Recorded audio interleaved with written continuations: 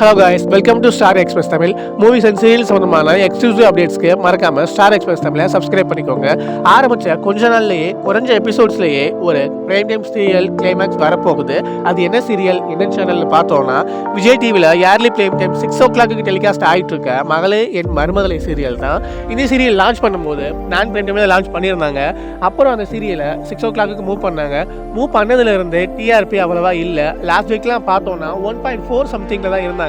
இந்த ஒரு ரீசனுக்காக என்னமோ இந்த சீரியலை சீக்கிரமே என் பண்ண போகிறாங்க.